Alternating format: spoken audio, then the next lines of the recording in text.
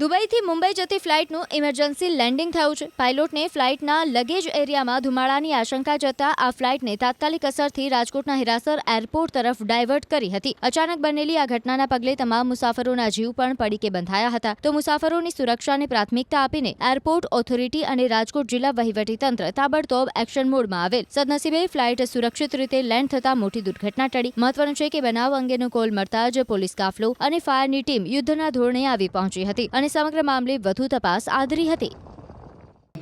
દુબઈથી મુંબઈ જતી ઇન્ડિગોની ફ્લાઇટ જે છે, આમાં પાયલટને જે આનું લગેજ એરિયા છે ત્યાં સ્મોક ધુવાની શિકાયત જણાતા અને એના સીસીટીવીમાંના જે પણ કેમેરા છે આમાં જો એવું લાગ્યું છે કે ત્યાં સ્મોક છે, આને માટે રાજકોટ ઇન્ટરનેશનલ એરપોર્ટ ઉપર ફ્લાઇટની ઇમરજન્સી લેન્ડિંગ કરવામાં આવી છે.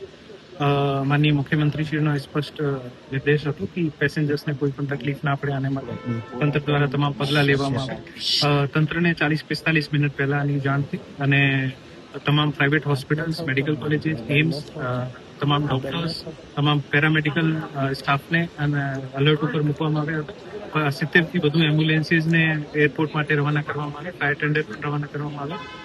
ફ્લાઇટ અહીંયા સદનસીબે લેન્ડ થઈ છે અને ફ્લાઇટમાં અત્યારે વિઝિબલી કોઈ પણ ફાયરનો બનાવ બન્યો હોય એ જણાતું નથી. ફ્લાઇટનો અંડર એક્ઝામિનેશન છે, અત્યારે ચેકઅપ થઈ રહ્યું છે અને પેસેન્જર્સને તમામને અરાઇવલ એરિયામાં જે છે અને રેસ્ટ કરાવી રહ્યા છે, અત્યારે રિફ્રેશમેન્ટ વગેરે આપી રહ્યા છે. ઇન્ડિગોના ઓથોરિટીઝના જણાવ્યા મુજબ લગભગ 7 વાગે જે છે ઇન્ડિગોનું બીજું પ્લેન અહીંયા મુંબઈથી આવે છે અને પછી આ પેસેન્જર્સને લઈ જશે.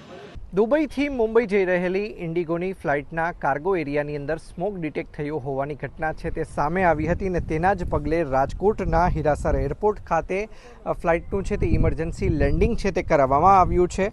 જે સમયે આ આગનો જે છે તે સ્મોકની ઘટના છે તે બની હતી તે સમયે ફ્લાઇટમાં કુલ 7 ક્રૂ મેમ્બર સહિત 194 જેટલા વ્યક્તિઓ છે તે સવાર હતા અને હાલ અત્યારે જોઈ શકાય છે કે ફ્લાઇટને છે તે તેનું ચેકિંગ છે તે હાથ ધરવામાં આવ્યું છે. ખાસ કરીને જે કાર્ગો એરિયા છે ત્યાં કઈ રીતે સ્મોક ડિટેક્ટ થયો હતો, કોઈ જગ્યાએ આગ લાગવાનો બનાવ સામે આવ્યો હતો કે કેમ તે સહિતની બાબતોએ ઝીણવટભરી રીતે તપાસ હાથ છે તે ધરવામાં આવી છે. તો બીજી તરફ ક્રૂ મેમ્બર સહિતના જે તમામ જે અન્ય મુસાફરો છે તેમને પણ હાલ અત્યારે વેઇટિંગ એરિયાની અંદર તેમને બેસાડવામાં આવ્યા છે. સાથોસાથ તેમને કહી શકાય કે રિફ્રેશમેન્ટ છે તે આપવામાં આવ્યું છે. સમગ્ર મામલાની જાણ રાજ્યના મુખ્યમંત્રી ભૂપેન્દ્ર પટેલને થતાં તેમના દ્વારા રાજકોટ જિલ્લા કલેક્ટરનો સંપર્ક છે તે કરવામાં આવ્યો હતો. સાથોસાથ મુસાફરોની ચિંતા પણ તેમણે વ્યક્ત કરી હતી.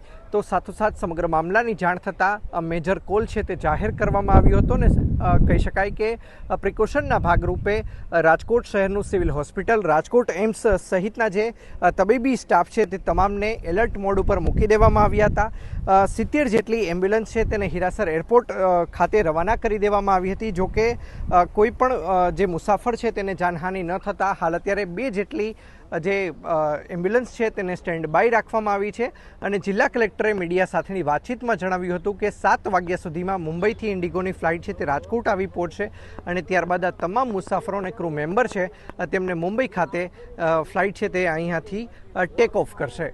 અંકિત પોપટ, ન્યૂઝ 18 ગુજરાતી, હિરાસર.